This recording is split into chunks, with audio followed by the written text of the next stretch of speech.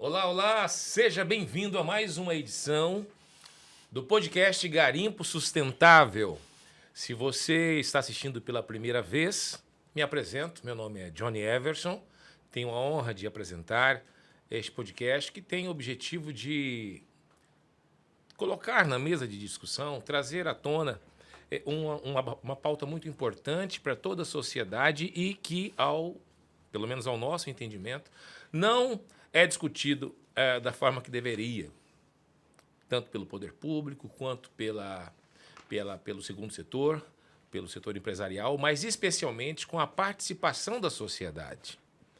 E a gente percebe que a imprensa às vezes mostra apenas um lado da situação e o outro lado não é ouvido. E a nossa intenção é fazer com que esse lado possa falar e possamos, assim, com esse conhecimento dos dois lados, encontrar uma solução para para esse setor econômico e social tão importante para o Brasil e para o mundo. Como de costume, vocês sabem, eu tenho ao meu lado o gestor de um projeto inovador, de um projeto ousado, que também tem, aliás, o projeto é o que se desdobrou neste podcast. O projeto traz esse nome e o podcast é uma das ferramentas de publicidade das ações desse projeto. E o gestor desse projeto é, na verdade, o interlocutor, o âncora deste podcast, e é ele quem dialoga com alguns dos maiores especialistas do Brasil na área de minério, na área do ouro, diamante, calcário, enfim, do minério de uma maneira geral. Eu vou apresentá-lo e, em seguida, eu vou falar do convidado do dia de hoje. Uma lenda viva que o setor econômico do minério no Brasil já conhece, mas que você, cidadã, precisa conhecer também. Vai ser uma honra bater esse papo com ele aqui no podcast de hoje. Josias, com você, meu irmão. Olá, Johnny. Olá, amigos. Olá a todos do segmento. Olá a todos simpatizantes, né? Um prazer estar aqui com você, com todos mais uma vez. No primeiro momento, achei que quando você falou uma lenda, você é que está falando de mim, rapaz? Não é possível. Você só põe um i, é uma lêndia. Lêndia. Mas realmente é um prazer estar aqui podendo tratar mais uma vez, né? Conversar, dialogar, trazer à mesa um assunto tão importante e pertinente, né?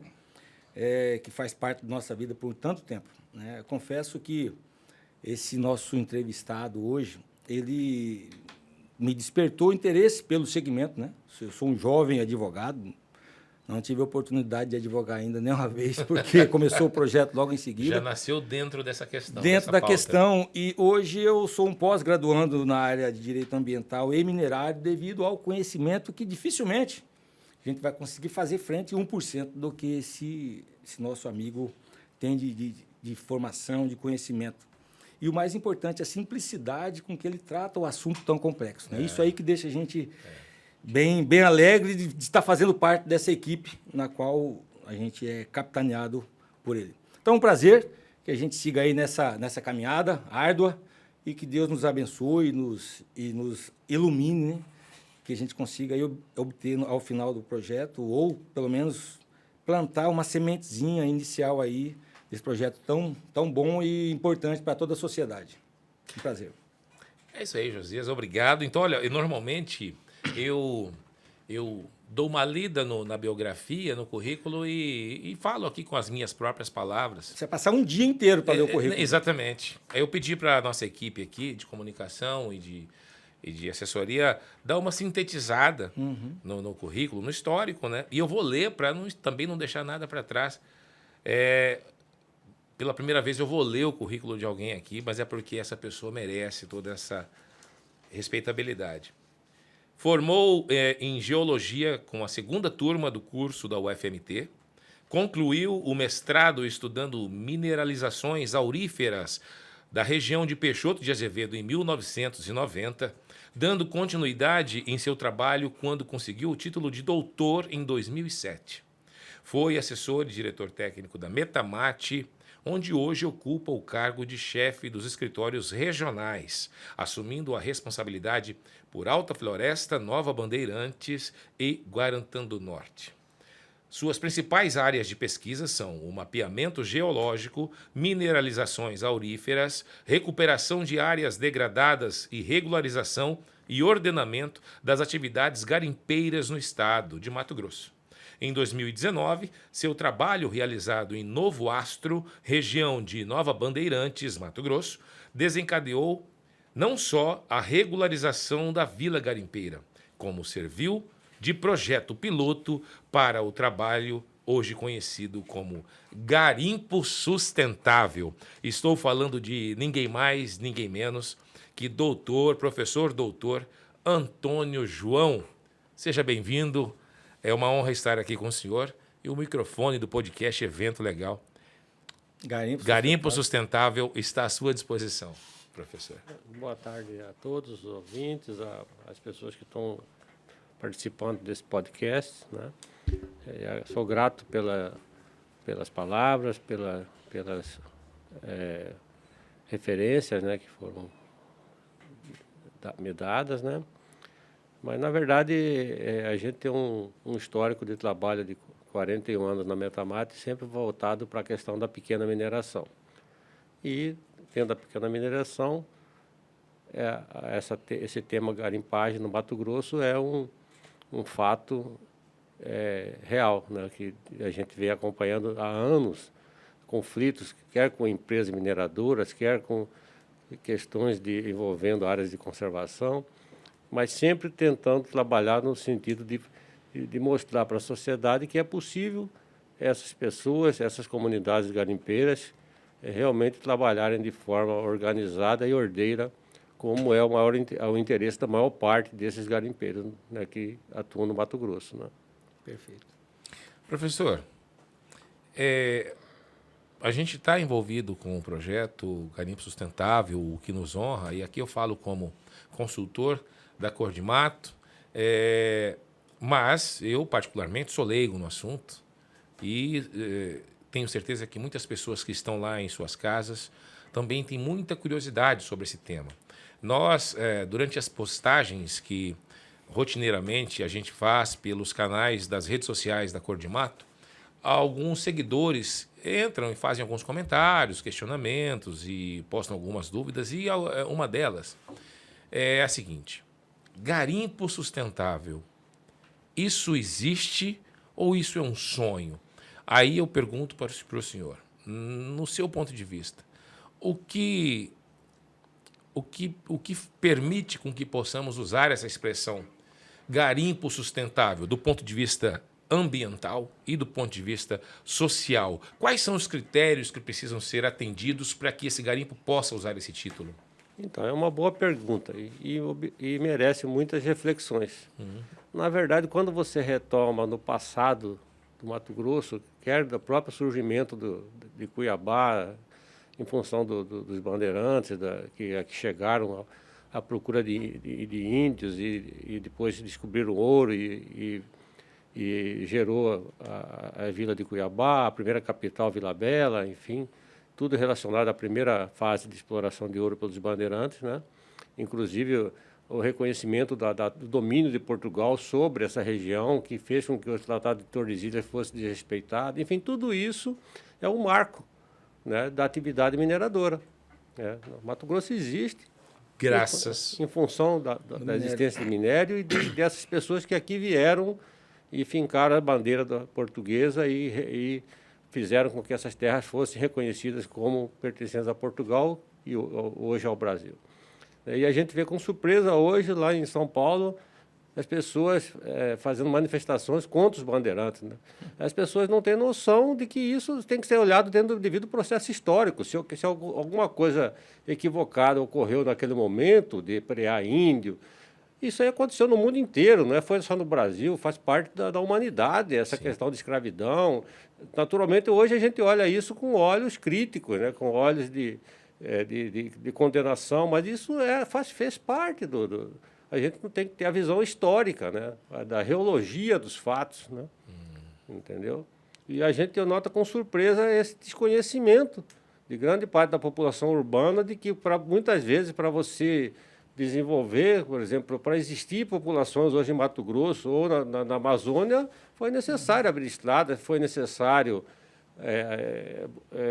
suprimir comunidades indígenas, que infelizmente no Brasil não foi feito com a gravidade que ocorreu nos Estados Unidos, né, que foi muito pior. Né, os índios lá foram dizimados, né, na verdade, né, foram expropriados dos seus espaços. O Brasil, Mato Grosso é um país, é um estado privilegiado pela quantidade de terras indígenas que tem. É o estado, depois do Pará e do Amazonas, que tem mais territórios indígenas demarcados. Nós estávamos lá em Juína agora, 62% do município de Juína é terra indígena. Quer dizer, eu acho que está tendo muita exagero. Outro fato interessante da questão do garimpo lá de Juína, que nós estamos recentemente no projeto lá. Né, de toda, mesmo considerando que 62% é terra indígena, a atividade mineradora lá em 30 anos, que começou em 79, né, impactou 1,7% do território. Da área territorial. Quer dizer, Muito pequeno. E gerou um faturamento que a gente estimado de forma conservadora de 450 milhões de dólares. Isso oficialmente com os recolhimentos Não, tributários? isso foi tudo tudo clandestino, essa garimpagem. Esse é o problema da garimpagem. Quer dizer, você tem 450 milhões de dólares, foi gerado em 4 anos de garimpo, né, e muita gente não sabe para onde que foi isso. Mas por quê? Porque não tem a organização e a regularização dessas atividades. Então, a pior situação que existe é a ilegalidade. Né? Agora, o que está se propondo, o que é sustentável dentro desse contexto? É você, lá em Juína, por exemplo, em várias outras regiões garimpeiras que nós estamos trabalhando no estado, existe potencial mineral para gerar um outro fluxo de produção. E isso não está ocorrendo em função do cerceamento, né, do direito de se produzir, né, em função do rigor da legislação, da dificuldade de se obter o subsolo, da dificuldade de se obter uma licença ambiental. E isso gerou um nível de atividade de garimpo em algumas regiões garimpeiras do Mato Grosso extremamente baixo, né? Praticamente as pessoas têm até medo até de falar que é garimpeiro, entendeu? Exatamente. É um estado de terror, na verdade. E o que acontece? Essa capacidade que o Estado tem de gerar em áreas pequenas, reduzidas, valores agregados significativos para suportar um novo fluxo de desenvolvimento nesse município que estão adormecidos, que estão fora do agronegócio, seria perfeitamente factível e poderia ser feito dentro de novos patamares. O que seria sustentabilidade social, principalmente nesse contexto inicial? É você permitir que essas pessoas fiquem no interior, trabalhem lá até onde eles estão, gerem suas oportunidades de trabalho lá, seus filhos permaneçam ali. Quer dizer, você parar com essa evasão, essa migração para as metrópoles, para as periferias das grandes cidades. Quer dizer, esse seria eu acho que seria um fator importante de sustentabilidade social. Você ter renda no interior, ter oportunidades de trabalho no interior. Quer dizer, isso se tivesse realmente um plano, um planejamento, se fosse feito dentro de uma ação de governo, né, e de regras que não fossem absurdamente ilógicas, e regras que se baseiam em regras cartoriais, negócio de carimbos e papéis em excesso, e realmente tivesse um controle ambiental efetivo e um preço justo no mercado para essas pessoas que produzem, certamente esse recurso poderia servir de base para várias outras atividades que viessem a suceder esse recurso mineral, que ele é finito. Né? Ele tem um ciclo. O Santo Antônio João está tocando um ponto importante, João, porque uma das coisas que diferem, né, da indústria, de outros segmentos, é essa rigidez locacional que o Santo Antônio está dizendo. Então, você não pode sair garimpando em qualquer lugar, você entendeu? Você tem que ir aonde está o minério. E o que acontece com esses novos regramentos? Quando lá a gente tentou imaginar, criar, conceber esse projeto, nós tivemos uma reunião, né? Esteve presente lá com o Santo Antônio João, e foi suscitada essas questões de quais regiões poderiam receber esse trabalho, por quê, né? E foi difícil você pegar um estado do tamanho, que é Mato Grosso, mesmo sabendo que aí tem 41 municípios potenciais, né? E dentro deles 30 podem ser distritos mineiros e tal, a ilegalidade ou a dificuldade de um regramento dificulta esse trabalho legal. E a morosidade, o alto custo, um monte de situações que descreve o que está hoje. Entendeu? Então, o projeto ele está conseguindo perceber toda essa dificuldade que, se não tiver uma parceria política lá para poder mudar isso, vai ser difícil. Você entendeu? Tem que vir do governo alguma iniciativa de mudança de leis. Inclusive, o senhor Antônio João já rascunhou, tem uma minuta trabalhando mais ou menos nesse sentido aí, de dar essa legalização, porque não tem esse êxodo, né? Que a gente disse, esse êxodo aí, não tem. Se esse garimpeiro sair de lá e vir para a cidade, ele vai fazer o que aqui? Então, peraí, o governo está dizendo, não, você não pode trabalhar por causa de uns 3 mil, 4 mil, 5 mil papéis lá para poder legalizar uma área, e você não pode vir trabalhar aí, e se você vier para cá, você vai passar fome, porque eu não tenho como custear.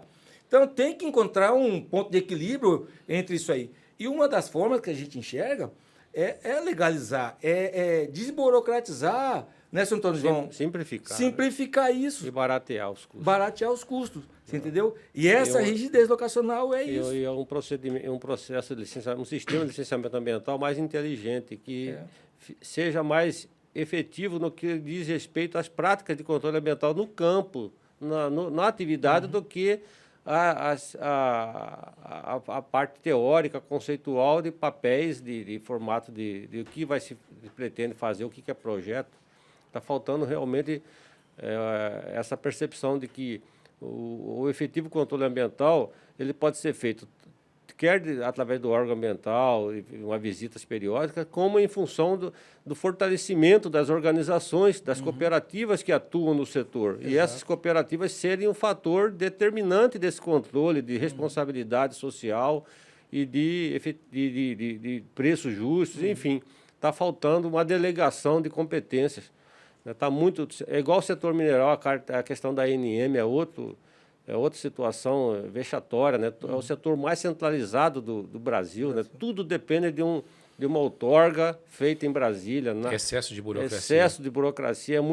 Aqui nós estamos trabalhando com regiões garimpeiras, como lá do Cabeça, né? O município de Alta Floresta, que tem três comunidades garimpeiras, Pista Velha, Ourolândia e o Cabeça, né?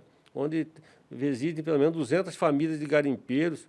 E já foi uma reserva garimpeira que foi sucumbida, foi extinta pelo próprio governo federal por um fato de prevaricação que ocorreu, né, que a gente denunciou e que nunca conseguiu reverter ao decreto que revogou E a gente já tem há 4 anos que nós estamos trabalhando para que essas áreas que estavam na mão de empresas de fachada sejam reabilitadas e passadas para as cooperativas que a gente organizou para atender esses garimpeiros, essas comunidades. E não consegue fazer isso. Você não consegue sensibilizar o governo federal da necessidade de dar providência a isso. Eles têm na verdade, têm outras prioridades. Aí que eles falam dessa questão social, ambiental, mas, na verdade, as prioridades são outras, de outras magnitudes, de outros interesses muito mais econômicos e corporativistas, entendeu? E essas pessoas que estão esquecidas no interior do Estado, passando necessidades e sobrevivendo a duras penas do seu suor, não são reconhecidas, não são vistas, não são sequer documentadas como de fato, né? Exatamente. Seria exagero eu dizer, diante desse cenário que o senhor está nos relatando aí, seria exagero dizer que a criminalização, ou seja, os bandidos, né, que atuam nesse setor e que aí mancham, inclusive, a imagem do setor, eles, primeiro, que 70% desses bandidos são bandidos porque, na verdade, os documentos que deveria legalizá-los, eles não tramitam, eles não são emitidos por excesso de burocracia do sistema. Sim, o assunto é complexo, como você disse, mas existe na Constituição brasileira, no artigo 5º, lá de algum, eu não me recordo os números, mas está bem claro que cabe à União criar as reservas garimpeiras. Criar. Aqui, em vez de criar, depois que editou a Constituição, as 4 reservas que existiam no Mato Grosso, 4 de ouro e 2 de diamante, foram extintas. Só sobrou uma, a de Peixoto, que foi reduzida pela metade. Quer dizer, depois da Constituição, ao invés de criar a reserva que está prevista na Constituição, o governo federal foi extinguir as reservas garimpeiras. E por que extinguiu? Por interesse. Pressão interesses dos privados, ativistas. Impressão, não é ativista, lobista mesmo. Aí, no caso, é lobista. Interesse internacional também? Internacionais, ou mesmo de corporações nacionais que têm interesse nessas áreas reconhecidamente ricas de minério. E aí tira cria a reserva, né? Aí extingue essa reserva, mas na verdade isso pode ser talvez comercializado com outras grandes corporações, do ponto de vista econômico. É assim, tendo a reserva garimpeira, pelo artigo 76 do Código de Mineração, só pode ser acessado o requerimento para regime de garimpo. Certo. Então, quando você, dentro de uma reserva garimpeira, você não pode requerer alvará de pesquisa, que é concessão, né? que é o regime que dá das empresas, certo? São as grandes mineradoras. De uma maneira geral, as mineradoras, né?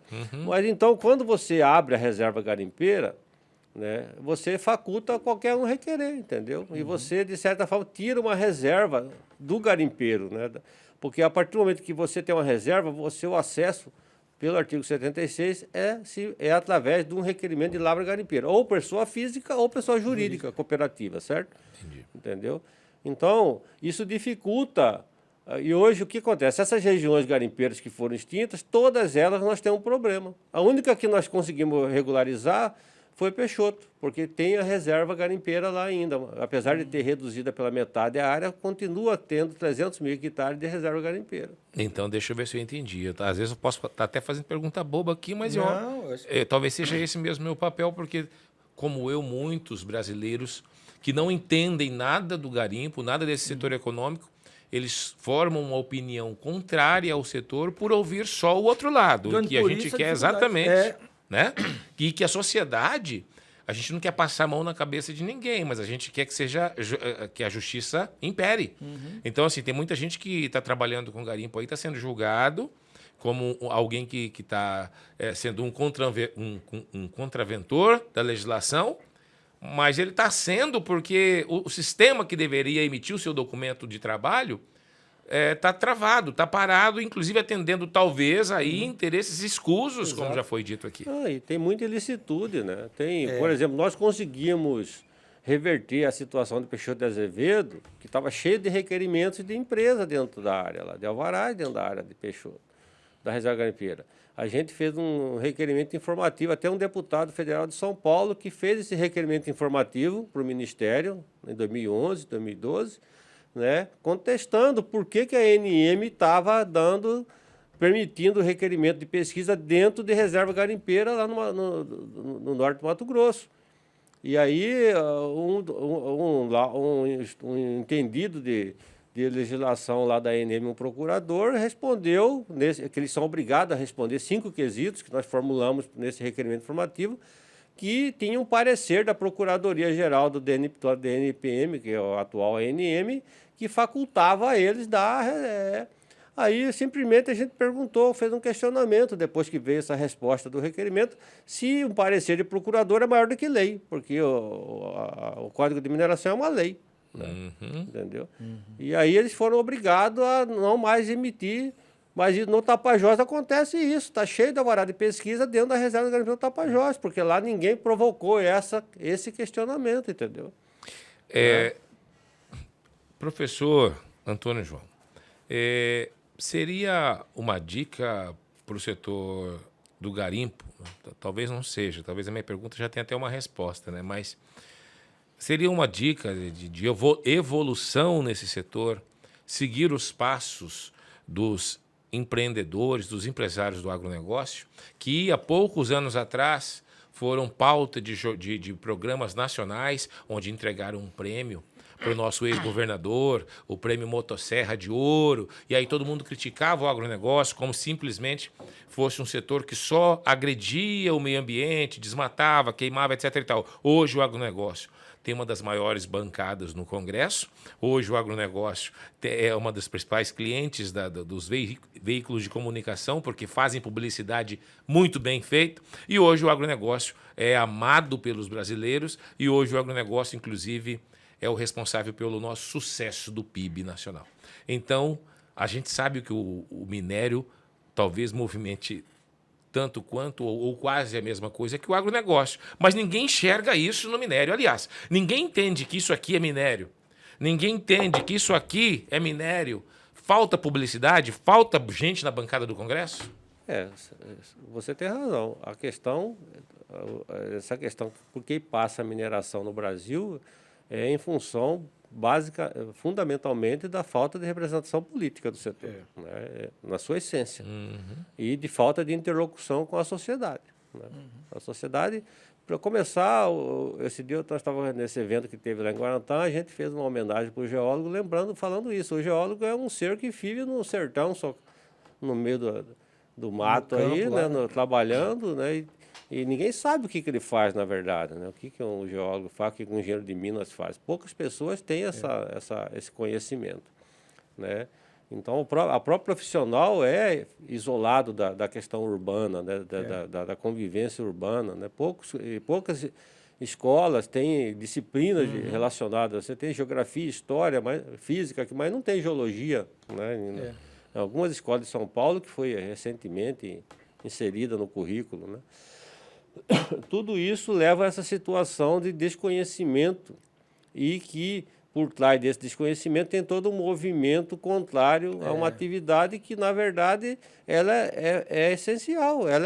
Pela Constituição, os minérios são da União, é para o povo, é um recurso do, povo, né? Do público, né? E a mineração é de utilidade pública, quer dizer, ela está na Constituição, é uma atividade de utilidade pública. Tem que ser explorada. O bem é da União e a atividade é de utilidade pública. O que está faltando é realmente mostrar para a sociedade.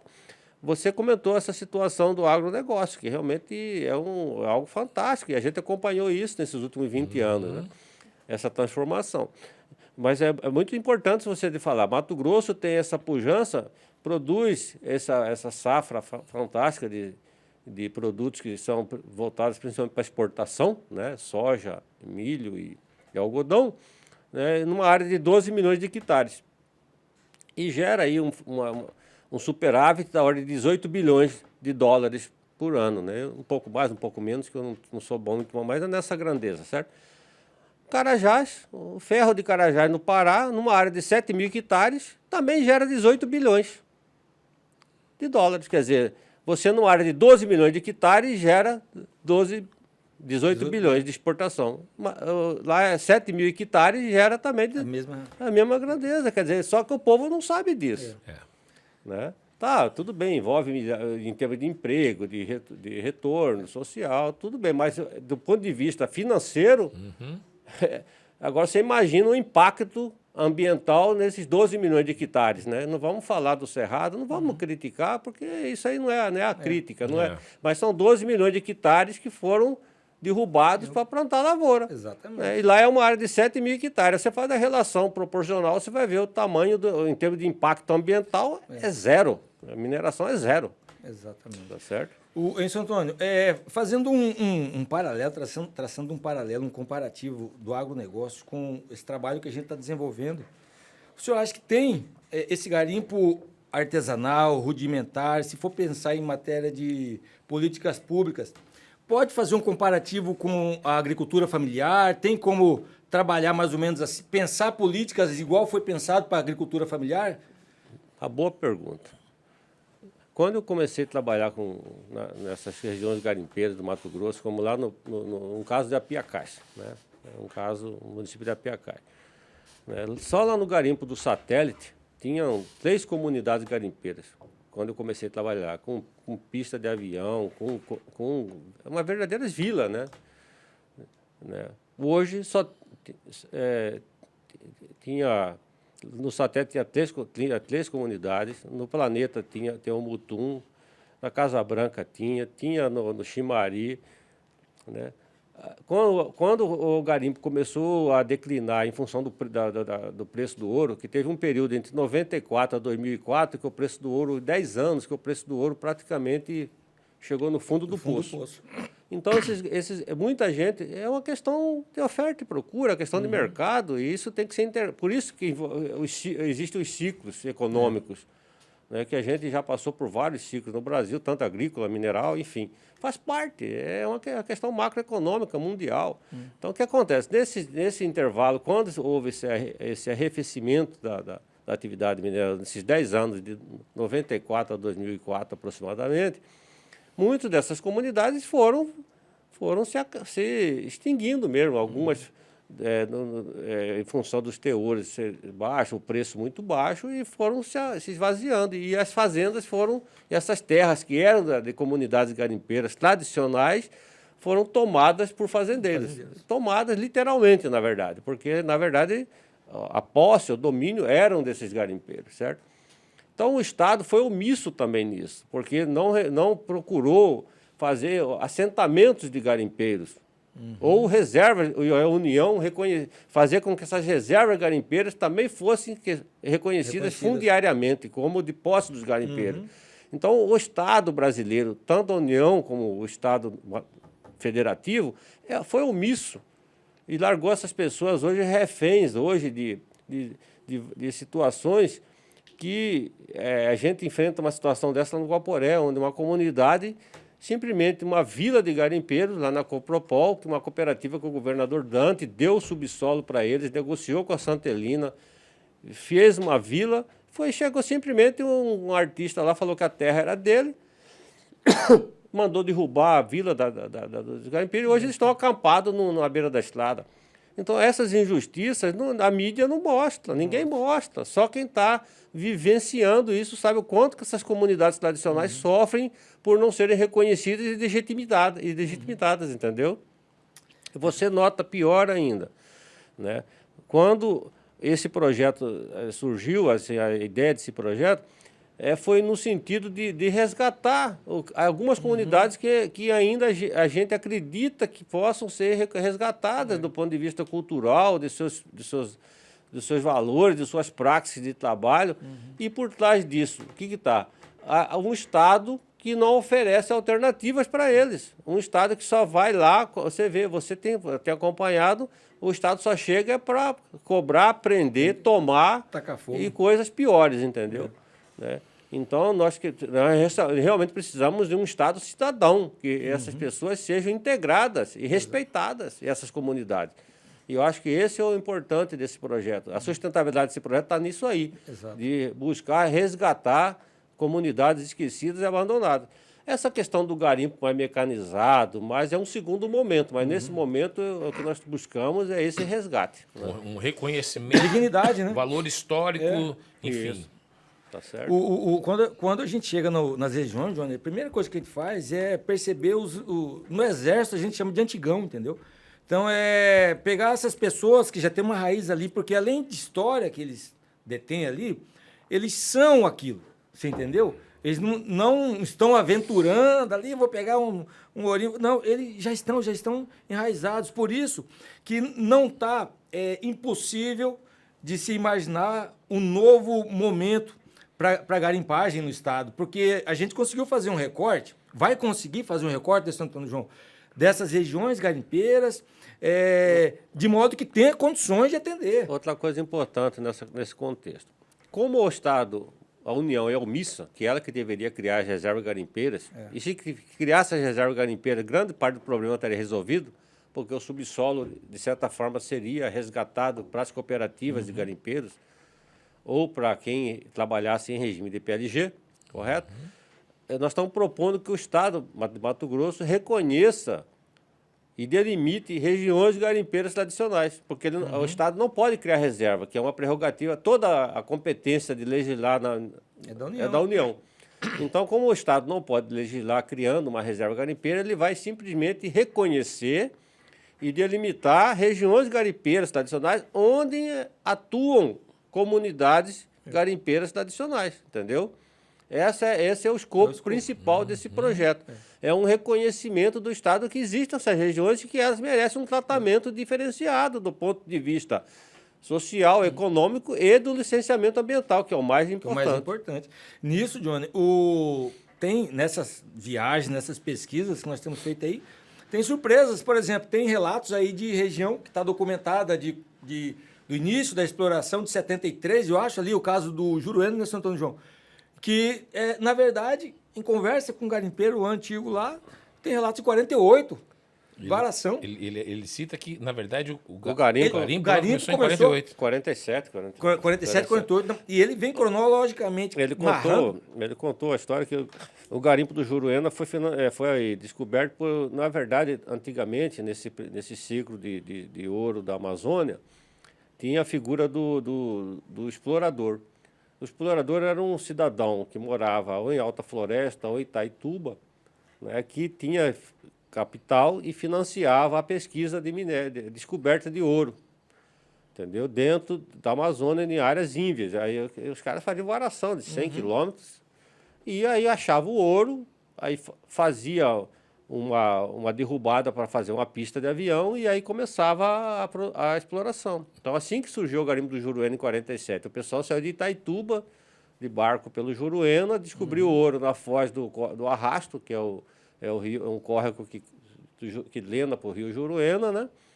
E fizeram as primeiras pistas e tal, e esse data de 1947, quer dizer, é a primeira ocupação muito anterior à fase da abertura das grandes rodovias, né? Da 163, da 163 e tudo, entendeu? Esse primeiro registro que constava em 70 e alguma coisa, ele... É anterior, muito anterior. Muito anterior, e não tem esse relato, entendeu? Isso não consta na história do Mato Grosso. Então é um dado importante que o Estado, que o projeto resgatou essas informações, quer dizer, foi a primeira ocupação depois anterior até a contemporânea, na época do Rondon, né? Praticamente. Enquanto o Rondon estava entrando aqui em função das linhas telegráficas e o pessoal da borracha entrando aqui no Arinos, o pessoal estava entrando no Juruena para procurar ouro. Entendeu? A gente que é matogrossense tem essa tradição de respeitar os mais velhos. Né? Nós aqui em casa, benção titio, benção vovó. Pô, governo, a gente quer colocar essa sementinha, pô, vamos respeitar essas regiões, vamos criar, vamos imaginar, não é simplesmente, você vai lá no Juruena, por exemplo, vai acabar com a região, você vai, bora, tchau. Não, gente. E eles querem trabalhar legal. Outra coisa importante desse projeto, como vocês citaram o caso do garimpo do Novo Astro, foi a gente convencer a empresa que tem o subsolo lá, que lá é uma região garimpeira, como está falando, desde 47, né, a região do Juruena, porque o Clareiro, Juruena e o Novo Astro são garimpos que deslocados 20 quilômetros um do outro. Né? Você tem o Juruena, tem a Clareira e o Novo Astro, na mesmo alinhamento, né? Uns 30 quilômetros, 40 quilômetros cada um do outro. E só mata amazônica, mata fechada. E o que acontece? Essas subsolos, desde a década de 70, vem sendo mantida por empresas estrangeiras, né? Empresas canadenses, basicamente são juros canadenses. Dentro da lei, eles, né? Entendeu? Eles, depois que a reserva foi extinta, ficou mais ainda fácil para eles manterem aquela situação. Né?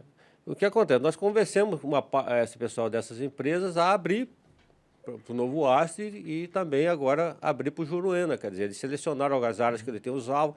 Então, isso é um ponto importante do projeto, porque é tentar fazer um clima realmente de harmonia, de sinergia entre o garimpo organizado e a mineradora, que tem seus direitos dentro do jogo, da regra do jogo. Isso é um ponto positivo.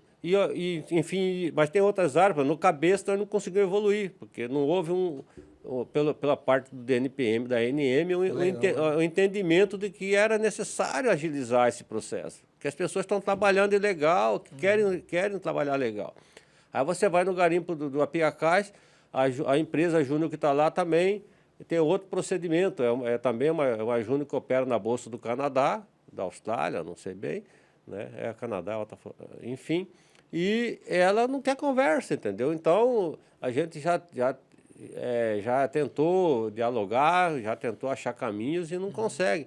A cooperativa que se criou lá, em vez de seguir no caminho do enfrentamento, preferiu alguns membros negociar 15 hectares de anuência. Então, é outro problema dentro da própria, do próprio segmento. Pessoas que não têm uma visão, uma postura de enfrentamento e uma postura de coletivo, né? Ele quer resolver o dele, que se lasque o resto. Ele ocupa uma liderança de uma instituição de representatividade, mas ele vai lá e ele comercializa, ele é cooptado pelo poder econômico. É corrompido. Aliás, é um grande problema do terceiro setor, enfim. Exato. Não só do terceiro setor, né? A gente sabe que as autarquias também, inclusive as agências, né, reguladoras, é um grande problema. Elas são cooptadas pelo poder. Ela é totalmente autônoma e independente, e deve ser assim, por ser agência. No entanto, eles atendem o interesse do grande poder econômico ou do poder político. As prioridades são bem claras, né? Essa questão do garimpo do cabeça é evidente isso. Nós estamos há 3 anos batendo na porta da ANM em Brasília, acompanhado de deputados, senadores, e não consegue resolver uma situação simples, muito simples. Os direitos estão caducos, quer dizer, falta uma decisão, uma ação. Cria uma reserva lá, você cria uma reserva, pronto, né? Então, depois daquele dia que nós conversamos lá em Guarantã, a questão do leilão de algumas áreas que a ANM ia tratar aqui do Mato Grosso, avançou alguma coisa? Ou... Não, é só discurso. Eu não acredito em nada, não. Isso aí, na verdade, você viu lá mesmo no Guarantã, a gente que está brigando há tempo, eles queriam fazer a primeira edital pegando a área do Pará, né? Porque eles não querem fazer o enfrentamento. Na verdade, por trás disso tem muitos interesses. É como você falou, essas agências hoje, infelizmente, elas eram para ser agências eminentemente profissionais e dentro de critérios técnicos. Elas viraram, são atreladas a interesses de grupos políticos e corporativistas, entendeu? Não tem nenhum tipo de alinhamento com o Brasil, com a necessidade do Brasil. Não. É o problema. A gente fica até sem palavra, porque, na verdade, aí a gente pensa, poxa, então se começar um processo de compreensão do setor, de eleger algumas lideranças, eleger mesmo em mandatos políticos, né, para que ocupem os espaços de poder e possa expor as dificuldades ali da vida, da vivência, do dia a dia. Peraí, não é bem assim como vocês estão pensando. Não, peraí. Não vende assinatura para o interesse econômico de uma multinacional que quer adquirir um subsolo, não. Peraí, tem gente lá trabalhando, peraí, tem outros interesses sociais. Vamos fazer uma audiência pública, que, aliás, vocês estão fazendo em todos os lugares praticamente por onde passam, né? Sim. Então, assim, vai ser um processo que, se iniciando agora, daqui 20 anos vai, talvez... Então, nós temos casos hiláricos, né? A gente conseguiu resolver a questão da reserva garimpeira Peixoto de Azevedo mediante uma parceria com um grupo que ajudou de certa forma, tirar essa júnior de lá. Só que esse grupo que entrou lá também ficou com uma parte das áreas dentro da reserva garimpeira, né? Essa empresa que está lá hoje. Não vou citar nome para não ser... Mas esse grupo agora ele não dá anuência para os garimpeiros trabalhar. Dentro da reserva garimpeira, ele não dá anuência para os garimpeiros trabalhar. Quer dizer, chegou a um nível de... Se a ANM fosse realmente uma agência responsável e que tivesse uma gestão competente, chegaria nesse... Olha, você vai dar ou por bem ou por mal. Você não dá, vai perder. Mas falta homem, na verdade, falta hombridade. No Brasil, o que está faltando é homem, né? Essa é a verdade, de caráter, né? Aqui no Brasil tem 2 tipos de homem, eu acho. Tem caráter e sem caráter. Mas aqui eu acho que 90% é sem caráter. Calma. Olha, por falar em coisas complexas, eu não sei se dá tempo de citar no programa de hoje, ou se a gente deixa para um outro programa, a questão das APAs. É uma questão delicada também, né? Andou prejudicando regiões. É interessante. No caso do Alto Paraguai, é gritante isso. É um caso que merece reflexão também. Como que se cria uma APA, coloca uma cidade, a área urbana dentro da APA e coloca os garimpos, comunidades garimpeiras de 100 anos dentro da APA e proíbe atividade dentro da APA. E a cabeceira do rio fica fora da APA.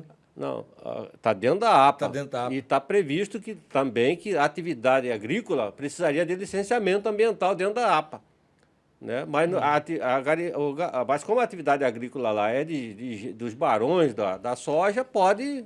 Mesmo sem licença, já estão trabalhando? Dentro Eu da APA? acho que, em tese, não tem licença para você plantar no Mato Grosso. Não tem licença para agricultura, não tem licença. Não precisa de licença para plantar.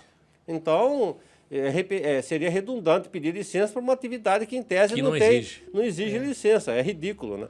Quer dizer, ele está errado porque lá fala que tem que ter licença, mas eles não normatizaram que tem que ter uma licença, no caso, para dentro da APA.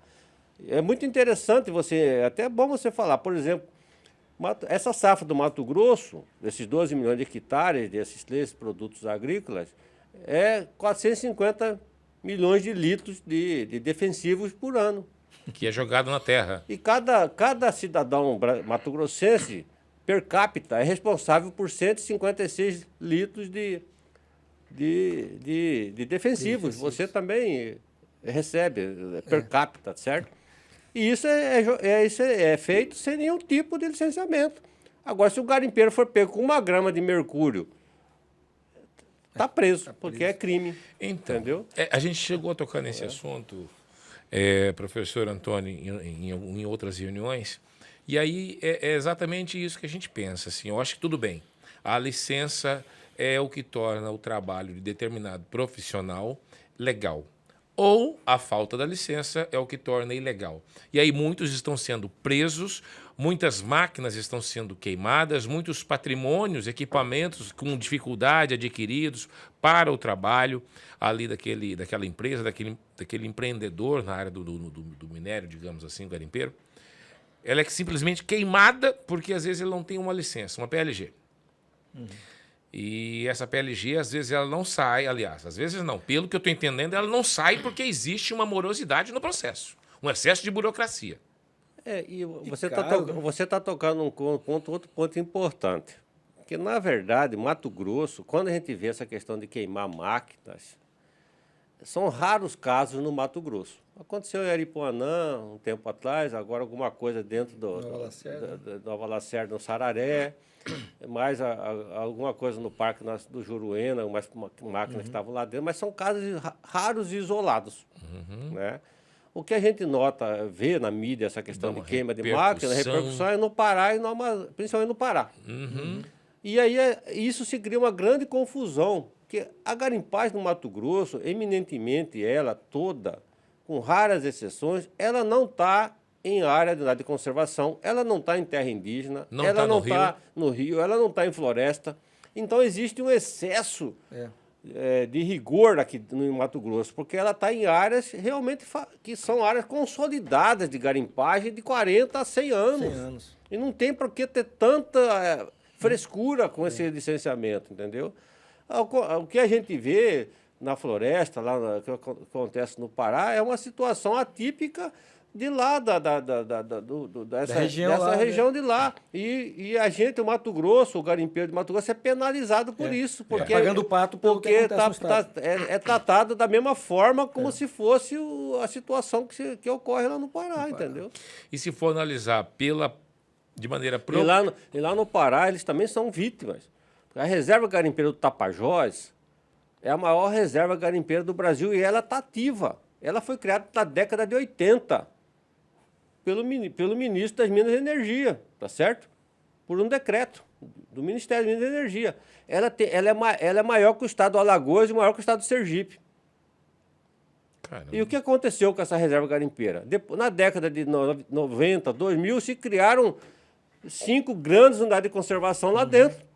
E a reserva se restringiu ao que eles chamam de área branca lá, onde tem a Transgarimpeira e a BR-163 só.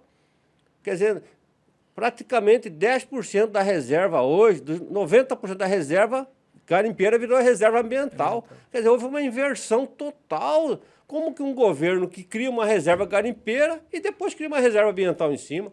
Eles também são vítimas, é que eles não sabem como brigar, como se defender. Como se defender, porque a lógica era isso, contestar. Como que você cria uma reserva ambiental se era uma reserva garimpeira? O próprio decreto, qual decreto que vale mais? O decreto anterior, se for pela prerrogativa legal, o anterior tem maior validade que o decreto que foi posterior. Sim.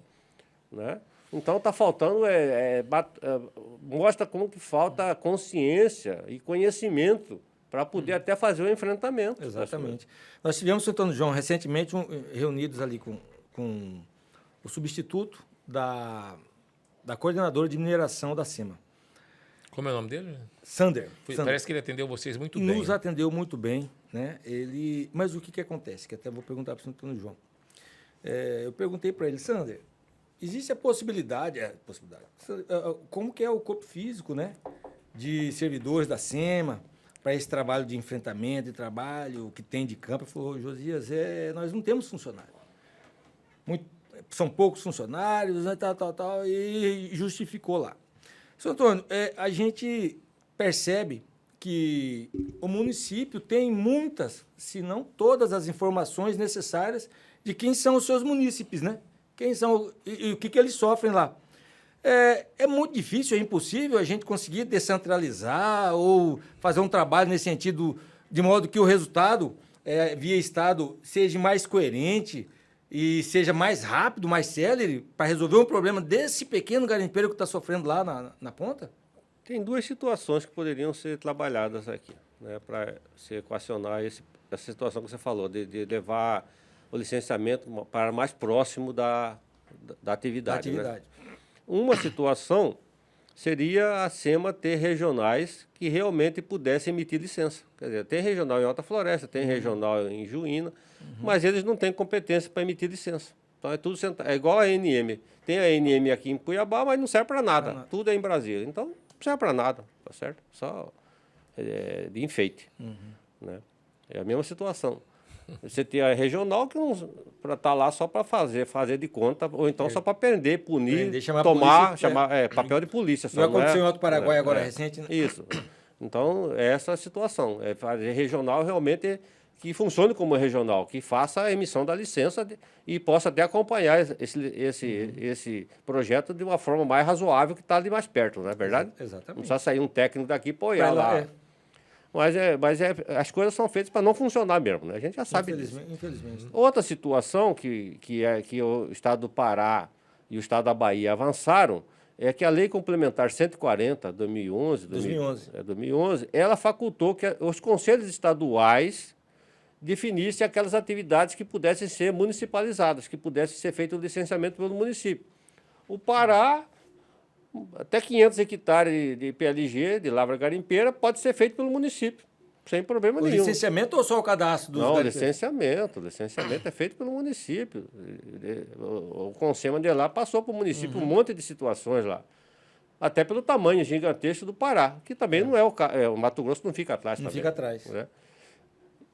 E a Bahia também. A Bahia fez usando o Conselho Estadual da Bahia, passou para o município área, por exemplo, licenciamento de pedreiras mesmo lá na Bahia, de quartzito para exportação, regime de alvará de pesquisa mesmo, de concessões de lavra, dependendo se é minério industrial, passou para os municípios também.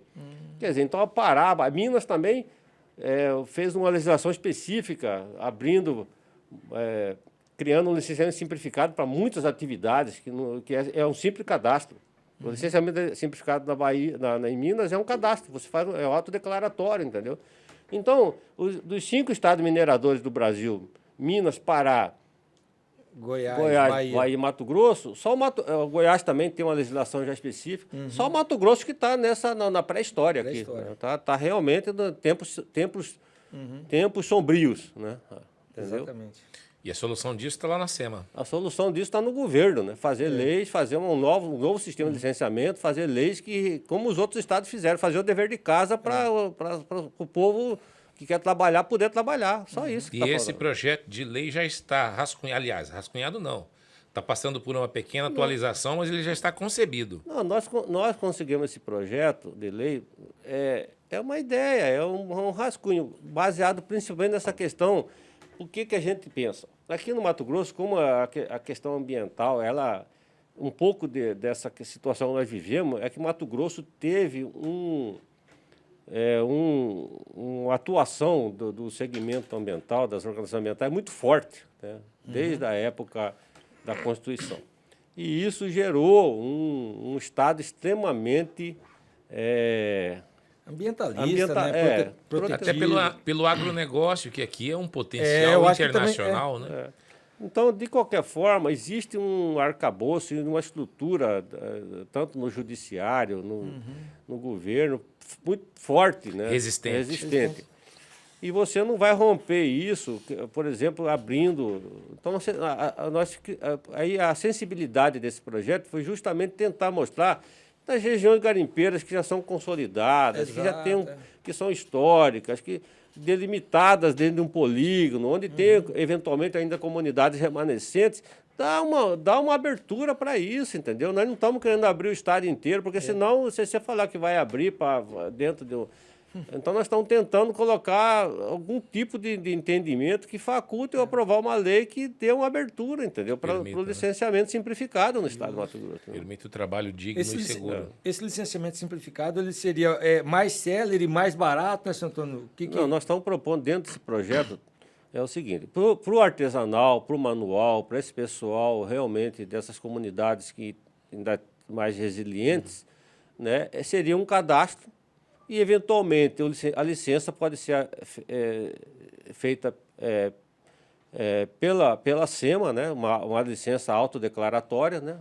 Um autolicenciamento, baseado num cadastro feito pela prefeitura, né? A gente orientaria a prefeitura para fazer esse cadastro, localizar uma área. Nós estamos propondo uma área de até 5 hectares. Hoje a SEMA tem um sistema de imagem satélite que tempo real, né? Em tempo real, que pode ver se essa área tem problema, se não tem, se é uma área que tem vegetação primária ou não, enfim, né? Mas seria facilmente essa questão do subsolo. Teria que ver uma forma de equacionar também nessas áreas pequenas de como esse subsolo poderia... Aí entraria a ANM um papel mais incisivo de favorecer essa anuência impositiva. Né? Teria que ser impositiva, porque a empresa dá bem, se não der, a ANM tem poder para isso. Ela tem poder. Os regimes de exploração podem se superpor. Falta, como eu falei para você, falta homem no Brasil. Né? Falta pessoa de caráter para fazer as coisas acontecerem. Porque a lei faculta isso, correto? Falta decisão política, né? E técnica de pessoas que conhecem. Isso poderia ser resolvido. E outro modo que nós estamos pensando dentro dessas regiões garimpeiras tradicionais, né, é o licenciamento, em vez de ser esse licenciamento moroso, LP, LI, LO, com 3 taxas reincidentes, seria feito um projeto único, LP, LO, LI, LO, num único, já que você não está discutindo mais a localização, nem instalação, você está discutindo a operação. Basicamente a operação, porque já a localização é aquela, já está consolidada, tá certo? Já está lavrando minério ali há décadas né, de forma clandestina. Então você instituiria um regime de um licenciamento único, integrado, LPL e LO, num único procedimento, ao preço apenas da LO. Então, você teria um licenciamento, em tese, um pouco mais expedito, né, já com um roteiro definido, para não caber tanto penduricalho, né, porque esse é outro problema, que, na verdade, dentro do sistema de licenciamento ambiental, cada dia eles inserem um documento, um carimbo, um protocolo. E isso... O técnico vai no ambiental que vai na área, normalmente ele vê, aqui tem uma espécie endêmica, isso aqui tem que ter um laudo de não sei de quem, entendeu?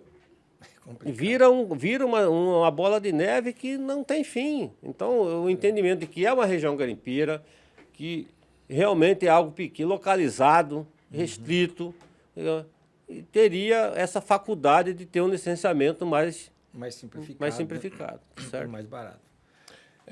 O Pará já trabalha, né, como o Sr. Antônio João. Tem já um case aí, já funcionando aí. Apesar de os trabalhos que o Sr. Antônio João e a Metamart desenvolveram aqui, serviram lá.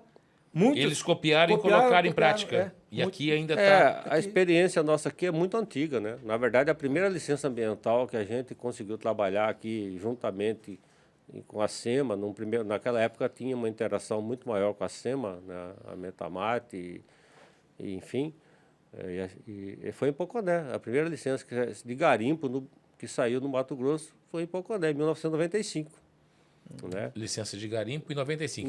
Lá já existiam as grandes mineradoras ou ainda não? Não, lá sempre foi garimpo. Né? Lá sempre foi garimpo. Sempre foi garimpo. Lá em Poconé, lá tem um tipo de ouro, um tipo de depósito que não, ela é típica ela não é nem de garimpo, nem de grande mineração, ela é muito favorável para a média mineração, entendeu? Por isso que lá desenvolveu um modelo de mineração de garimpo, que a gente fala garimpo, mas na verdade são pequenas minerações, né? Que tudo isso dificulta eu enxergo o Poconé como um caso de sucesso e é reconhecido na comunidade geológica nacional. Só aqui que é visto como um problema, entendeu? Na verdade, era um caso que deveria ser tratado como de orgulho para Mato Grosso e é tratado na mídia como sendo degradador do Pantanal, não sei o quê. Na verdade, é um modelo bem elaborado, bem desenvolvido, com uma base bem fundamentada, que deveria estar sendo apoiado e certamente monitorado da questão de controle ambiental de uma forma mais efetiva, ao invés de papel, né? Isso, eu sempre falo isso. Se faz muito papel e tem pouca... Aí você vê, hoje o Poconé sofre com o quê? Aqueles barramentos que deu problema lá em Minas Gerais, barramento de fundo de vale, que não existe em Poconé, não tem fundo de vale em Poconé, não tem barragem em Poconé. A ANM entendeu que lá tem barramentos, que tem que fazer plano de barramento, tem que fazer um monte de penduricalho. E o pessoal de lá está sofrendo por causa da ANM. Hoje em dia, o grande algoz do garimpo em Poconé, da Baixada Cuiabana, é a ANM. Com esse negócio de barramento. Eu não sei onde que eles arrumaram barramento ali, porque eu queria saber o que é conceito de barragem para eles. Entendeu? Isso é certamente depois do que ocorreu lá em Samarco. Mas é aquilo que eu falo para você. O aparato estatal, eles não conhecem nem conceito. Esse é um grande problema. Né? Primeiro tinha que ter uma cartilha. O que é barragem? O que é barramento? O que é pilha de rejeito? O que é estéreo? O que é... Tem que ter... Porque lá não tem barramento. Lá bota fora. Você pega o estéreo e põe naquelas montanhas lá, tá certo? Ali o duro é achar água, né? Para ter barramento, né? A Baixada Cuiabana tem um problema. Ter água. Né? Quando a gente trabalhou em Poconé, nessa época de 95... Tinha muita gente dentro da SEMA que queria forçar a fechar as cavas de Poconé. E eu sempre fui... Tanto é que a gente criou um parque lá na época, o Parque Beri-Poconé, dentro da área urbana de Poconé, doação de alguns garimpeiros para o município. Eu acho que ainda está em funcionamento até hoje. Né?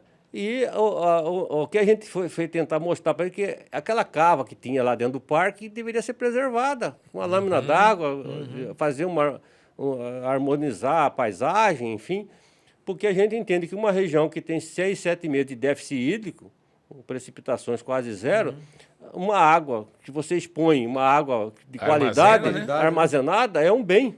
Você pode usar múltiplo uso ela. Sim. E agora, por incrível que pareça, recentemente eu fiquei sabendo que tem cavas de garimpo que a gente ajudou a preservar lá, não deixou tampar, que está sendo usado para abastecimento público. Olha aí. Né? Quer dizer, falta planejamento, bom senso, né? Maturidade, né? Entendeu? Inclusive, Josias, eu creio que você até tem uma pergunta agora, mas assim, eu quero citar que a gente já abordou aqui tantos temas diferentes dentro da questão do garimpo sustentável, que eu acho que cada um deles rende um programa. E assim, o que significa que gostaríamos de já avisar o senhor Antônio João que nós contamos com ele permanentemente aqui. Se Deus quiser, o programa ele tem um prazo de execução, salvo engano vai até dezembro, né? Esse podcast, mas nós não gostaríamos que ele se encerrasse mais, porque é um tema importante, relevante. Não vamos conseguir resolver os entraves que existem no sistema num curto prazo, vai ser no mínimo no médio prazo. Então, eu acho que este espaço de discussão, esse espaço de publicidade, de exposição de ideias dos especialistas e da sociedade civil. Inclusive, eu quero até dar um recado para quem está assistindo aí. Se você quiser participar do programa, expor suas ideias, se você é um especialista, um empresário, um profissional do setor, um gestor público, ou mesmo apenas um cidadão que tem algumas ideias e gostaria de colocar aqui na mesa, você está convidado aqui, certamente, abaixo desse vídeo, onde você, por certo, que já clicou para se tornar um seguidor do nosso canal, ou clicou no sininho para você receber as atualizações dos conteúdos assim que essas atualizações saiam, para se manter sempre informado. certamente aqui tem um canal de contato também. Então entre em contato com a nossa produção para participar, agendar a sua participação, ou até mesmo para sugerir algum tema que a gente não tenha citado ainda aqui. Mas o que eu quero dizer é o seguinte: APA, licença ambiental simplificada, reaproveitamento das áreas degradadas, são temas importantíssimos que a gente não conseguiu aprofundar a contento aqui. E eu gostaria de contar com o senhor Antônio João numa outra ocasião para falar sobre isso também. Tem que ver a agenda do senhor Antônio, porque ele não para, né? Não para. Segunda-feira já tem aí trabalho para fora, né? Então a gente tem que aproveitar o tempo que o senhor Antônio João tiver em Cuiabá, viu, senhor Antônio? E a gente tratar mais, porque são muitos assuntos. E a gente pode, de repente, tratá-los superficial ou aprofundar. Né? A verdade é que nós precisamos falar do assunto garimpo. Precisa falar. Precisa começar a abordar essa questão. Falar e colocar essa interlocução dentro da classe política também. Né? É muito importante. Convidar a classe política para vir conversar conosco. Para escutar. Porque o que acontece? Eu acho que os políticos eles têm reuniões e reuniões e reuniões. Não é possível que esse tema não seja abordado numa reunião desse nível, né, nível congresso e tal. Então a gente precisa de algumas coisas aqui. Ou se de repente, se eles abrirem, que ouçam, de repente, convidem. O que vocês que estão aí ouvindo lá, o garimpeiro? A gente é o primeiro, nós somos o primeiro, a gente ouviu ele. Agora eles podem ouvir o projeto. Na verdade, os governantes, os políticos têm que entender que se você fortalecer o interior, gerar empregos no interior, gerar condições de vida melhor no interior, você vai melhorar a vida na cidade. Hoje, quem que mora em Cuiabá em casa? Muito rara a pessoa que tem condições econômicas para morar em casa hoje. Ou mora em apartamento ou em condomínio fechado. Né? Por quê? Porque é uma insegurança total. Você não tem paz, não dorme em paz. Quer dizer, tudo isso, essa violência que nós vivemos, essa questão das drogas, tudo isso reflete esse afavelamento das metrópoles. E esse afavelamento vem da onde? Vem justamente do esvaziamento dos municípios do interior. Porque ficam proibidos de atuar em sua profissão. Exatamente. E outra, não é profissão, viu, Johnny? É uma coisa importante também que cabe um tema. É um trabalho, porque não está regulamentado. O garimpeiro... Não é reconhecido ainda. Não é reconhecido profissão, né, seu Antônio? Tem estatuto. O estatuto do garimpeiro, ele prevê, mas como a classe não tem aquela mobilidade do trabalhador rural, ele não conseguiu ser abarcado pelo INSS. Entendeu? Na verdade, o INSS fez de conta que esse estatuto do garimpeiro não existe. Não existe.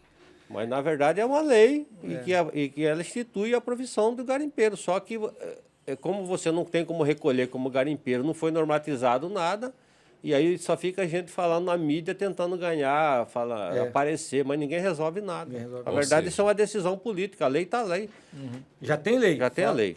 Entendeu? Tem lei. Falta regulamentar, falta normatizar. E é uma lei federal? Lei federal, Estatuto do Estatuto do Garimpeiro. Inclusive, nesse estatuto, tem uma cláusula lá que diz que o garimpeiro, devidamente cooperado, com a carteira da cooperativa, com a licença de origem da onde que está saindo o minério, ele pode carregar esse minério para onde ele quiser. Entendeu? Está na lei. Mas quem que tem uma carteirinha de garimpeiro que está realmente com a licença amarrada? São poucos casos, só em Poconé, Peixoto, poucas situações onde ele tem realmente essa faculdade de andar com o minério e vender para quem ele quiser. Quer dizer, o cara que trabalha clandestino, 90% aí, ele não pode nem andar com minério, ele é obrigado a vender na primeira porta que ele encontra para o primeiro... O primeiro que consegue, não sei se depois edita, que consegue esquentar, né? Que tem os... Mas a gente está deparando, né, o projeto ainda tá trabalhando aí. É de certa forma, uma triste realidade que a gente quer ver se consegue mudar, né? Sozinho, dificilmente. Nós já tentamos, inclusive, São Antônio já teve algumas reuniões aí com alguns líderes, né, políticos aí. Mesmo assim, não consegue avançar, né? E não está difícil. Se parar para pensar, montar um grupo... Por quê? Porque já está feito o recorte, já tem as regiões, já tem a realidade. Nós temos agora a captação de imagens, gravações. Então, vamos ter um olhar, ao invés de simplesmente ir lá proibir, já está lá, já é uma região tradicional, né, Santo Antônio? Eu acho que é por aí, né? Vamos tentar legalizar. São poucos, você entendeu? Não são 141 municípios, não. Na verdade, o Mato Grosso, como eu falei, dos 5 do estado minerador, é o que está mais atrasado, na regulamentação e na simplificação do licenciamento. A Metamate, Johnny, a gente percebe que ela tem trabalhado, tem tentado fazer diferente. Santo Antônio João está aí um exemplo, não para. Tem escritórios, eu acho que tem hoje 4 escritórios, né, Santo Antônio, que dá suporte, né? 3 por enquanto. 3 por enquanto, né? Um que está em trâmite aí para ver se funciona, de repente um quinto, talvez, né? Mas é pouco para tudo que precisa, você entendeu? São poucos servidores também, são muitos problemas, né? Então, eu acho que precisa a gente aparelhar, organizar, pensar mais nessa questão pública, nessa questão social, que é o projeto, mesmo com toda a dificuldade, quando fala, não, a questão da sustentabilidade, ela é social e, de fato, é. A gente está preocupado, a família lá, o garimpeiro, ele não está sozinho, está com esposa, está com filhos, você entendeu? Então, e aí? Ele não acabou. E outra, nessas regiões tradicionais, aquele tranqueiro, aquela pessoa, aquele que chegou lá simplesmente para bagunçar, os garimpeiros de lá já colocaram ele para correr, já não estão ali mais, você entendeu? Inclusive, eles falam, gente, vamos organizar, mudar o que nós temos hoje, porque a gente não quer mais ter essa pecha de bandido, não poder trabalhar, porque, igual no passado. Além do mais, eles já viram que o recurso é finito e limitado. Cara. Se você deixar lá um monte de gente virar uma fofoca, você também vai ser prejudicado. Também vai ser prejudicado. Então, tem uma lógica econômica por trás. Né? Exatamente. Entendeu? Então, na verdade, esse novo ciclo de garimpo que nós estamos propondo no Mato Grosso, se ele for amparado do ponto de vista de Estado, de governo, de leis, de normativas, ele pode dar frutos muito bons para os municípios que estão fora desse. É muito interessante também falar isso, porque, na verdade, a agricultura, essa agricultura mecanizada, de precisão, esses plantations, né, eles ocorrem nos planaltos, né, nas áreas planas. E o minério está nas áreas que não servem para a agricultura. Né? Isso, Antônio, a gente está partindo para o finalmente, né, Johnny? Mas você também quer? Eu quero fazer uma perguntinha. É muita coisa, porque o cara é um poço de sabedoria, se a gente não explorar agora, né? Pode explorar. A gente está conversando de minério, de garimpo, mas o projeto, ele não tem esse cunho de dar um cheque em branco, né, para garimpar, mas de descobrir É isso, nós não estamos querendo fomentar a garimpagem como foi feita no passado. A ideia não é essa, tanto é que em Poconé é diferente. Se você for em qualquer garimpo de Poconé ou da Baixada Cuiabá, de uma maneira geral, você fica sensibilizado de ver a organização, de você ver a higiene no trabalho, a segurança no trabalho. Entendeu? Você não vê essas coisas que você via no passado. São outros padrões são pequenas minerações de fato. Você vai lá em Peixoto também da mesma forma. Quem pode estar lá em Peixoto fazendo essa lambança é quem está escondendo atrás dos que estão legal, entendeu? Mas quem está trabalhando legal, licenciado, tem realmente um padrão de controle ambiental. E outra coisa importante, por exemplo, nessa questão do garimpo, é a questão trabalhista, quer dizer, você tem situações, por exemplo, Poconé evoluiu para a pequena mineração, lá não é mais aquele garimpo, por exemplo, o que caracteriza o garimpo? Do ponto de vista da lei que criou o regime de lava garimpeira, é uma atividade de exploração mineral que não requer trabalhos prévios de pesquisa. Então, nesse caso, tanto Poconé como Peixoto de Azevedo se enquadram similar, porque não precisa trabalhar prévio de pesquisa para trabalhar tanto em Poconé como em Peixoto. Talvez em Peixoto até um pouco de pesquisa é necessário, mas em Poconé não, é a praxe do garimpo mesmo. Já do ponto de vista trabalhista, Poconé difere já dentro do conceito de cooperativas, tal, que a cooperativa envolve pessoas associadas que estão junto para fazer uma exploração em que essa partilha daquele lucro é compartilhada.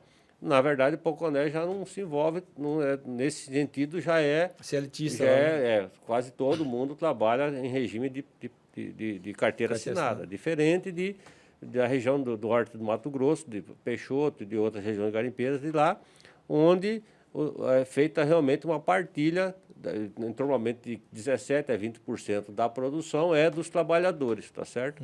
Do bruto, né? Normalmente é assim, né?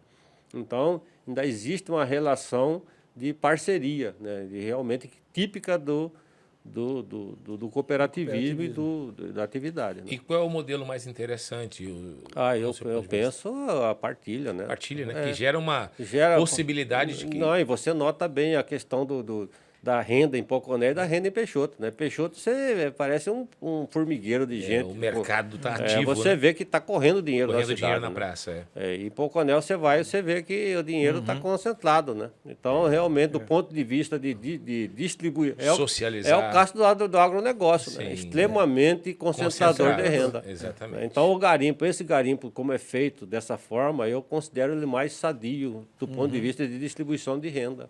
Exatamente. Apesar do pessoal achar que carteira assinada é vantagem. Eu não vejo muita vantagem. Não.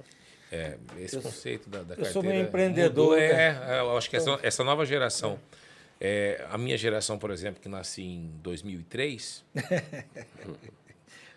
um pouquinho antes, tá? Tudo bem. Não. Mas, enfim, essa nova geração já está mais empreendedora e prefere mais arriscar um sucesso do que ser preso a uma carteira de trabalho, começar... Antigamente era bonito, né? Não, eu trabalho há 40 anos nessa empresa, eu comecei e era lindo isso, era um conceito, né? Um conceito. Hoje não, né? Hoje mudou. Aliás, seu Antônio tem 41 anos de carteira. Né? 41 anos. É verdade. Falei, é um exemplo... É um exemplo do passado. Clássico, né? do passado. Mas hoje os meninos que formam, realmente... Hoje mesmo eu estava lá, um menino que é estagiário, que formou agora, né? O Pobel, não sei se vocês conheceram. Né? E eu estou tentando colocar ele para trabalhar com a cooperativa de Paranaíta, né? Como parceria, para ver se ele começa um caminho profissional dentro de dessa visão de risco, né? De participar do que der. Dos bons resultados, inclusive, né? Exatamente. Tem uma história aí, não sei, eu acho que não é verdade, mas ficção. Ficção é ficção. Um grupo aí forte, né, de conhecedores do subsolo se juntaram e vamos minerar, né? Ah, é? E aí minerou um mês e o recurso pouco, né? Porque acabou que tá começando nesse trabalho. Carteira assinada, né? Sai do carteira assinada e tá ali, vamos enricar. Aí vai um mês, 2, 3. No 5º mês quebrou o grupo. Vixe, durou muito. Durou muito. Aí, segundo a lenda, né? Um caboclo que só tinha a 4ª série. Falou, deixa eu dar uma trabalhada aí nesse... Deu 2 enxadadas lá, tá? Achou ouro. Você estava no caminho errado. É verdade, seu Antônio João? Isso é fake news. Olha, fake news não, por favor. Essa história vai ficar para o próximo capítulo, a gente vai detalhar melhor e vamos pesquisar melhor se é fake news. Tem que saber, é o fundamento. Mas, doutor Antônio João, eu quero dizer que é uma alegria muito grande, assim, mais que uma alegria, é uma honra, né? Para mim, especialmente, que, como eu já disse, eu sou leigo, embora eu esteja muito curioso, eu não sei nada sobre a área do garimpo, tampouco da área do minério, e o pouco que eu tenho aprendido tem sido com essa relação que nós começamos aí no ano de 2021, né? Quando a gente recebeu uma encomenda de um gestor, de um político, inclusive do Gilmar Dal Bosco, até bom dar nomes, porque eu acho que a gente precisa reconhecer quando alguém resolve parar e dar uma atenção para um setor tão importante quanto esse. Então, ele nos chamou e falou, olha, eu queria que desse uma estudada, uma pesquisada neste setor, do ponto de vista social dessas pessoas, como é que está a vida dessas pessoas. E aí, quando chamamos o presidente Juliano Jorge, presidente da Metamate, e falamos dessa demanda, ele falou, não, eu tenho uma pessoa indicada para apresentar para vocês aí esse universo do minério de Mato Grosso, e com certeza deve ter algum projeto já nessa área. Fez toda a apresentação, e quando eu tive a honra de conhecer o doutor Antônio João, a gente só constatou que era verdade o que o Juliano já tinha falado. Então, assim, primeiro, obrigado por confiar em mim, no Josias, nos consultores da Cor de Mato, na própria Cor de Mato, e confiar a nós essa missão de trilhar junto do senhor desse sonho de melhorar a condição de trabalho, a condição de vida, a condição econômica dos garimpeiros de Mato Grosso. Espero que a gente possa contar com o senhor mais vezes aqui nessa mesa de podcast. Então, logo o senhor volte das viagens, traga mais pessoas, especialistas que o senhor conheça e confie para bater esse papo com a gente, para falar da sua ótica, do que pode ser feito de fato, do ponto de vista político, técnico, empresarial, profissional. Né, Josias? Exatamente. E assim, quero passar a palavra aqui para o Josias, para as considerações finais, e em seguida que o senhor também pontue alguma coisa que a gente possa ter esquecido aqui de pontuar neste primeiro programa, e assim a gente possa se despedir dessa audiência maravilhosa com a consciência de que o primeiro passo está sendo dado. Exatamente, rapaz. Seu Antônio João é uma... Eu digo sempre para o pessoal, né, para os estagiários lá, gente, vamos sugar, vamos aproveitar, porque... Pessoas desse perfil estão se acabando, né? Homens... comprometidas, né? Com o coletivo. E outra, conhecimento, caráter, postura de gente séria. E que não se cansa de ensinar, você entendeu? Tem a humildade de ouvir. E seu Antônio João sempre diz o seguinte, você não leu o documento? Você deu Porque, geralmente... Dá uma chamadinha. O conhecimento é muito profundo e as perguntas são rasas, geralmente, de quem não conhece do segmento, né? Mas eu principalmente, me sinto feliz demais de ter essa oportunidade de estar trabalhando, né? De estar desenvolvendo esse trabalho, que a gente sabe que é só o início, tem muito por que se fazer. E estar convivendo com o Sr. Antônio João na estrada, né? A gente aprende muito a todo momento. Pessoas do mais alto gabarito também percebem que aprende muito e tenta sugar. Então, Sr. Antônio João, é um prazer estar aqui, né, conversando com o senhor, participando deste podcast. Também um prazer estar na estrada com o senhor, né, aprendendo e ouvindo as pessoas, essas pessoas que ninguém querem ouvir. Na verdade, está mais fácil fazer de conta que elas não existem, né, do que serem ouvidas. E o Sr. Antônio João já tem condições de estar em casa tranquilo, mas ele está lá na estrada sofrendo 500 quilômetros de estrada de chão, ouvindo lorota, um monte de coisa de fake news e querendo regularizar, querendo coisa absurda que não existe, não tem condições. E se Antônio, não, calma, vamos ouvir e tal. Então, para mim é um prazer, eu fico lisonjeado de estar podendo participar com o senhor aí e acredito que o nosso legado, daqui uns 50, 60 anos, vai ser lembrado, né? Olha, estava bem difícil e eles colocaram só uma interrogação. Então, eu agradeço a compreensão do senhor e espero que a gente possa, como o John disse, contar com o senhor novamente aqui para os outros temas aí, né? E pode contar conosco do que o senhor precisar também. Eu que sou grato por vocês, por acreditarem na gente, no trabalho da gente.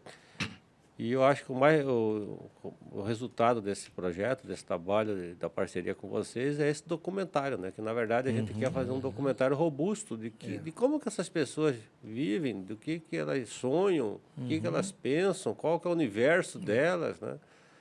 A dimensão de vida dessas pessoas e que elas sejam consideradas minorias como tantas outras minorias que são privilegiadas no Brasil. É isso. Perfeito, perfeito. Amém. Como disse o Antônio João na última lá, é o início, meio e recomeço, né, Sr. Antônio João? Recomeço.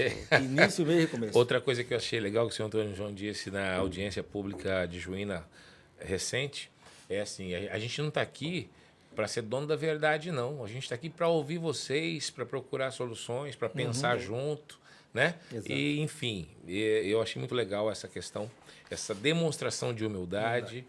E eu acho que é isso, pessoal.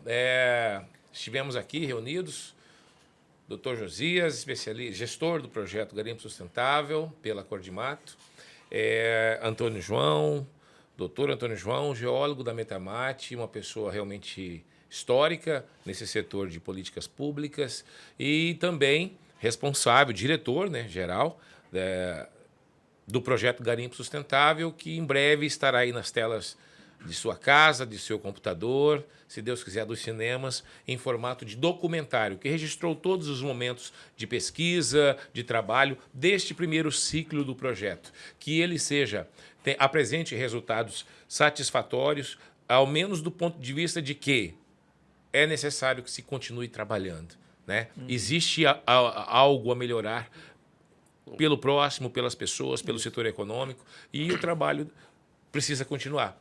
Então, se isso tiver que acontecer, será uma honra para a gente continuar fazendo parte do grupo. Este projeto, este programa, Josias, Antônio João, audiência, é patrocinado pelo governo do estado de Mato Grosso por meio da Secretaria de Desenvolvimento Econômico. Aqui mandamos um abraço aqui ao secretário de Desenvolvimento Econômico, César Miranda, e o projeto é fruto de um termo de cooperação mútua, uma parceria entre a Companhia Mato Grossense de Mineração, Metamate, que contratualizou com a Central das Organizações do Estado de Mato Grosso, Cordimato, para a execução deste que é o primeiro, é um projeto inédito, que é um projeto de pesquisa, de censo, de mapeamento, de levantamento de dados dos distritos minerais do Estado de Mato Grosso, especificamente de 9 a 11 distritos nesse primeiro ciclo, para entender o que está acontecendo com esses trabalhadores, com essas famílias que orbitam no setor do garimpo de Mato Grosso. E, em seguida, apresentar encaminhamentos, soluções que melhorem a vida dessas pessoas e também a economia, porque, afinal de contas, todos nós sonhamos em crescer, em tratar melhor seus filhos e ter uma vida mais confortável e mais segura. Obrigado a todos os envolvidos, aí a nossa equipe técnica que torna possível a transmissão desse programa, ao Marquito, o responsável técnico, a Tayane, a assessora que dá toda a cobertura aqui durante as transmissões, e principalmente a você, a nossa audiência. Compartilhe esse conteúdo e continue com a gente. Será uma alegria e, aliás, a razão desse programa é a sua existência. Obrigado. Continue com a gente.